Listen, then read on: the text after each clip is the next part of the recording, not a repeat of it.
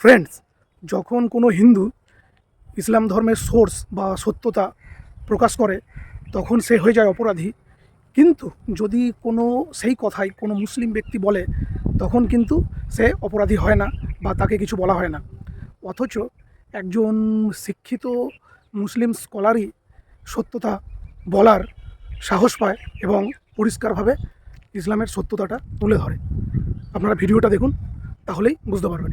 ये कितने कितने साल पुराना बता रहे हो धर्म? 1400 साल पुराना धर्म है ये मुस्लिम। अच्छा। और ये ईसाई से पहले ईशान धर्म था, ईसाई धर्म था। इससे पहले आपके पूर्वज हिंदू थे सर? ईसाई थे। आपके हमारे पूर्वज? भारत के तो मुसलमान हिंदू थे। अच्छा। भारत में तो 600 साल पहले आया कुल ये ये। आपने क्यों तो ये मैं धर्म बताऊंगा अपनाया? ना क्या आपको। मजबूरी हुई? मैं मजबूरी में बताऊंगा ना। नहीं, सबसे पुराना धर्म कौन सा है? सबसे पुराना धर्म है सनातन धर्म, सनातन, आसमानी धर्म। जिसमें से सभी धर्म निकले हैं। जब भी जो जितने भी धर्म निकले हैं वो